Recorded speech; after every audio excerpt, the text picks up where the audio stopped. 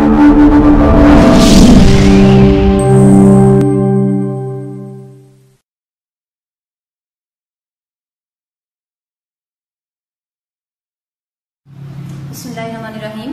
Start करते हैं। हमारा सेकंड चैप्टर हम पढ़ रहे थे। चैप्टर का नेम है ट्रांसफॉर्मिंग ह्यूमन्स एंड प्लांट्स, और जो आज का हमारा टॉपिक है इसके अंदर वो है ट्रांसप्लांटेशन। ठीक है, ट्रांसप्लांटेशन क्या है या ट्रांसप्लांट करवाने से क्या मुराद है। यहाँ पे इसकी डेफिनेशन लिखी हुई है। ट्रांसप्लांट करना किसे कहते हैं हम, कोई भी एक ऑर्गन हमारी बॉडी का जो डैमेज हो जाए उससे एक हेल्दी ऑर्गन से रिप्लेस कर देना, यही प्रोसेस बेसिकली कहलाता है ट्रांसप्लांटेशन। ठीक है, ट्रांसप्लांट हम क्यों करवाते हैं कि अगर किसी भी पेशेंट का कोई एक्सीडेंट हो जाए और उसका कोई भी बॉडी पार्ट जो है वो डैमेज हो जाए, तो फिर क्या करते हैं जो डॉक्टर्स हैं वो उस डैमेज पार्ट को, बॉडी पार्ट को रिमूव करते हैं और उसकी जगह पे हेल्दी बॉडी ऑर्गन लगा देते हैं। ठीक है, इससे हम क्या कहेंगे, ट्रांसप्लांटेशन भी नहीं। अब कौन कौन से ऑर्गन्स हैं जो ट्रांसप्लांट किए जा सकते हैं, इसकी एग्जाम्पल्स यहाँ पे बताई दी है।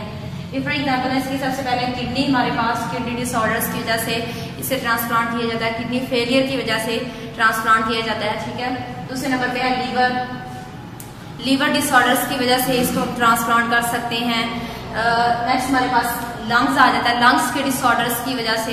ठीक है, पैंक्रियाज है, डायबिटीज की वजह से हम इसको रिप्लेस कर सकते हैं। ठीक है, या हार्ट है, हार्ट फेलियर की वजह से, हाइपरटेंशन की वजह से या डायबिटीज की वजह से उसको भी रिप्लेस किया जा सकता है, ट्रांसप्लांट किया जा सकता है। तो ये सारे के सारे ऑर्गन्स हैं जिनकी ट्रांसप्लांटेशन की जा सकती है।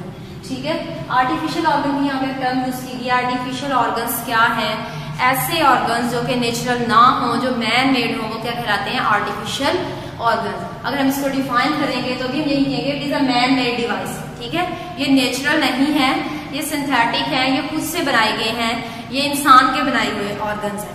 ठीक है, तो वो क्या कहलाएंगे, आर्टिफिशियल ऑर्गन्स कहलाएंगे। कौन कौन से हैं इसके अगर हम एग्जाम्पल देखें तो आर्टिफिशियल ऑर्गन्स जो आजकल यूज किए जा रहे हैं कौन कौन से हैं। आर्टिफिशियल लेग्स लगाई जाती हैं। ठीक है, आर्टिफिशियल आर्म्स लगाए जाते हैं, आर्टिफिशियल टीथ लगाए जाते हैं, आर्टिफिशियल आईज लगाई जाती हैं, आर्टिफिशियल ईयर्स लगाए जाते हैं। तो काफी सारे ऑर्गन्स हैं जो कि मैन मेड हैं और आजकल वो यूज किए जा रहे हैं, उनकी ट्रांसप्लांटेशन की जाती है। ठीक है, करते क्या है कि जो भी बॉडी का ऑर्गन डैमेज हो गया उसकी जगह पे हम इनको फिर जो मैन मेड डिवाइस है इनको ट्रांसप्लांट कर देते हैं। नेक्स्ट यहाँ पे टर्म यूज की है बायोमेडिकल इंजीनियर्स। बायोमेडिकल इंजीनियर्स किससे कहते हैं हम, बायोमेडिकल इंजीनियर्स बेसिकली वो साइंटिस्ट हैं जो ये सारा काम कर रहे हैं, जो इन ऑर्गन्स को बनाते हैं। ठीक है, पहले इनका डिजाइन बनाते हैं, फिर वो उनको बिल्ड करते हैं, इन ऑर्गन्स को बनाते हैं। तो वो साइंटिस्ट, वो लोग जो भी काम कर रहे हैं आर्टिफिशियल ऑर्गन्स को बनाने का, उन साइंटिस्ट को, उन लोगों को क्या कहते हैं, बायोमेडिकल इंजीनियर्स बोलते हैं उन्हें। ठीक है, ये टर्म यूज की गई यहाँ पे बुक के अंदर। यहाँ तक हमारा ये टॉपिक था ट्रांसप्लांटेशन का। नेक्स्ट हमारा टॉपिक है वो है ट्रांसपोर्ट इन प्लांट्स। प्लांट्स के अंदर अब ट्रांसपोर्ट कैसे होती है। इसमें सबसे पहले ये चीज के प्लांट्स में सर्कुलेटरी सिस्टम नहीं होता। ठीक है, आप में से किसी ने भी ये नहीं देखा होगा किसी प्लांट के अंदर से ब्लड निकल रहा है कि उनके अंदर भी खून है, ऐसा तो नहीं है ना। प्लांट्स के अंदर तो खून हमने नहीं देखा। अगर उनके अंदर सर्कुलेटरी सिस्टम नहीं है तो फिर उनके अंदर किस तरह सारे मटेरियल, सारे बॉडी पार्ट्स तक पहुंचाए जाते हैं। अब यहाँ पे ये क्वेश्चन है। ठीक है, तो प्लांट्स के अंदर एक स्पेसिफिक अडॉप्टेशन है, इनके अंदर टिश्यूज होते हैं। यहाँ पे हमने मेंशन किए हैं कि इनके अंदर जाइलम टिश्यूज और फ्लोएम टिश्यूज हैं। ठीक है, ये स्पेसिफिक इनके अंदर टिश्यूज हैं, किसके लिए, इस सर्कुलेशन के लिए। यानी इनके अंदर सर्कुलेटरी सिस्टम तो नहीं है, इनके अंदर ब्लड तो नहीं है, तो फिर किस तरह से फूड की कंडक्शन की जाती है या वाटर की कंडक्शन की जाती है। तो इनके अंदर स्पेशल टाइप के टिश्यूज हैं, यानी जाइलम टिश्यूज है और फ्लोएम टिश्यूज हैं, जो कि ये काम करते हैं, कंडक्शन करवाते हैं।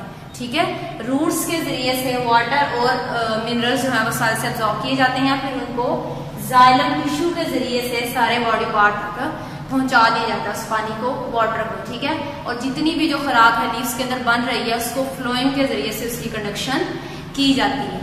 यहाँ पे हमारे पास डिफ्यूजन की टर्म यूज की है। डिफ्यूजन से क्या मुराद है, अगर हम इसको डिफाइन करते हैं डिफ्यूजन को, तो it is a movement of molecules from higher concentration to lower concentration.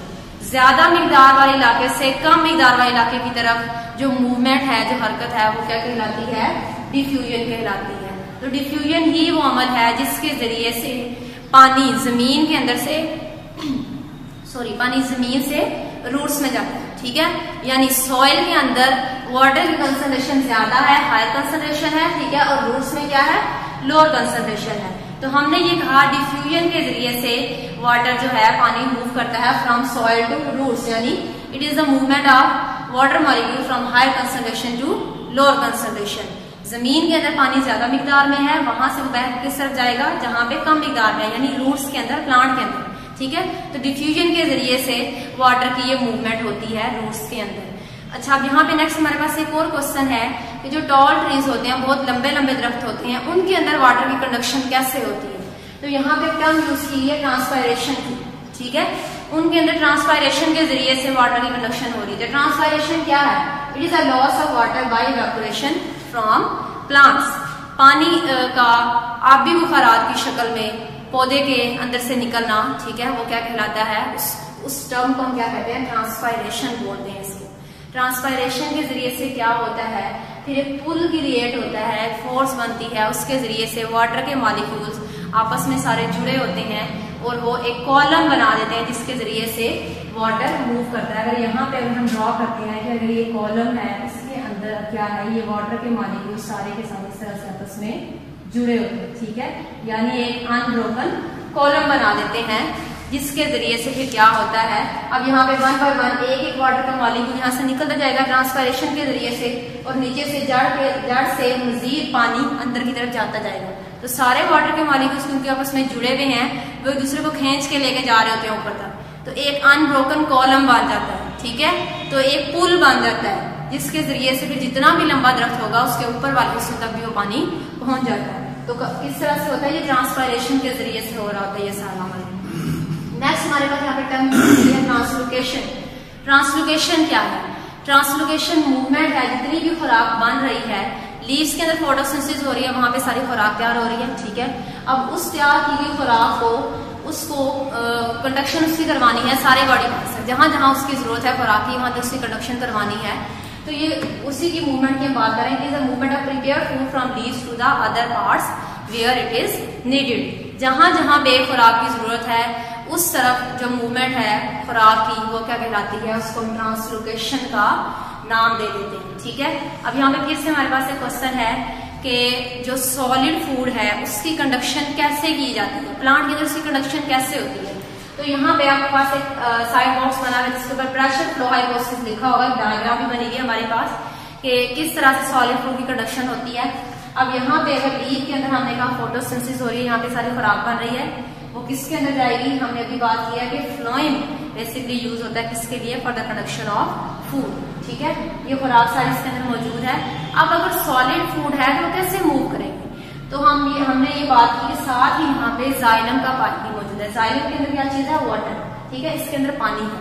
अब ये पानी फूड के अंदर यहाँ पे हमारे पास जो फ्लोएम है इसके अंदर वो जाएगा, ठीक है, वाटर, वो इस खुराक के साथ मिल गई, पानी और खुराक दोनों मिल के एक सोल्यूशन बना देते हैं, ठीक है। जब एक सोल्यूशन बन जाएगा, सिंपल सी जिस तरह से अगर हम कहते हैं हम चीनी को पानी में हल कर देते हैं, एक सोल्यूशन बन जाता है, तो वाटर अपने साथ फिर उसको जो भी खुराक है उसके रास्ते में यहाँ पे जो भी सॉलिड फूड है उसको अच्छी तरह से अपने अंदर मिक्स करके सोल्यूशन की फॉर्म में अपने साथ ही बहा के ले जाता है, ठीक है। तो यहाँ पे नेक्स्ट हमारे पास से आ जाता है ऑर्गन, जहाँ पे इसने अब खुराक में इससे इसके अंदर सेव होगी या यूटिलाइज हो जाएगी या इसके अंदर यहाँ पे सेव हो जाएगी, ठीक है। तो इस तरह से जो सॉलिड फूड है उसकी कंडक्शन होती है किसके जरिए से, प्रेशर फ्लो हाइपोथेसिस के जरिए से, क्योंकि यहाँ पे वाटर की वजह से, पानी की वजह से बहुत ज्यादा प्रेशर क्रिएट हो जाता है। उस प्रेशर डिफरेंस की वजह से फिर जो भी यहाँ पे फ्लोइंग के अंदर खुराक होगी वो बहुत तेजी से बह के जाती है, जिस भी डायरेक्शन में उसको लेके जाना हो, जिस भी बॉडी पार्ट तक लेके जाना हो, फिर वहां तक उसको पहुंचा दिया जाता है, या वहां पे वो स्टोर हो जाती है या वहां पे यूटिलाइज हो जाती है। वाटर के मॉलिक्यूल दोबारा से वापस जाइलम पाइप के अंदर आ जाते हैं, ठीक है। नेक्स्ट और लास्ट टॉपिक है हमारा यहाँ पे structure of root, stem and leaf. ये तीनों स्ट्रक्चर इनके हमने पहले 6th क्लास में भी पढ़े हैं, ठीक है। रूट की अगर हम बात करते हैं तो हम ये कहते हैं एक मेन ब्रांच होती है, 7 रूट हेयर्स होते हैं। रूट हेयर्स हम किन्हें कहते हैं, जो बाल की तरह की साफ्तें होती हैं, स्ट्रक्चर्स होते हैं, वो रूट हेयर्स कहलाते हैं। जितना भी सॉइल के अंदर जो रूट्स के जरिए से वाटर, मिनरल्स और साल्ट्स को अब्सॉर्ब किया जाता है और फिर उसको अपर पार्ट्स तक पहुंचा दिया जाता है। किस तरह से, दोबारा वही बात करेंगे कि इनके अंदर भी रूट्स के अंदर भी जाइलम और फ्लोएम टिश्यूज होते हैं। जाइलम किसके लिए, for the conduction of water, और phloem for the conduction of food. इसी तरह से अगर स्टेम की बात करें हम, तो स्टेम के अंदर भी यही 2 स्ट्रक्चर मौजूद हैं, यही 2 टिश्यूज हैं जो कि वाटर और फूड की कंडक्शन के लिए इस्तेमाल हो रहे हैं। लीव्स को हम फूड की फैक्ट्री भी कहते हैं। यहाँ पे फोटोसिंथेसिस होती है, यहाँ पे सारी खुराक तैयार होती है और फिर उसको सारे बॉडी पार्ट्स तक पहुंचा दिया जाता है। लीव्स के अंदर जो इसकी मिड रिब होती है, सेंटर में इसकी एक रिब होती है जिसको मिड रिब बोलते हैं, और उसके साथ कुछ वेन्स निकली होती हैं बाहर की तरफ, ठीक है। तो उनके अंदर भी क्या चीज मौजूद है, जाइलम टिश्यूज और फ्लोएम टिश्यूज। वही दोबारा से फंक्शन हो गया यहाँ पे, जाइलम किसके लिए, for the conduction of water, और phloem for the conduction of food. तो अगर इनके स्ट्रक्चर की बात करते हैं तो सबके अंदर यही चीज कॉमन है, यानी सर्कुलेटरी सिस्टम नहीं है, इनके अंदर ब्लड नहीं होता, लेकिन इनके अंदर ये एडॉप्टेशन है, स्पेशल टाइप के टिश्यूज मौजूद होते हैं जो कि वाटर की और फूड की कंडक्शन के लिए यूज होते हैं। तो यहाँ पे आज हमारा सेकंड चैप्टर एंड हो गया।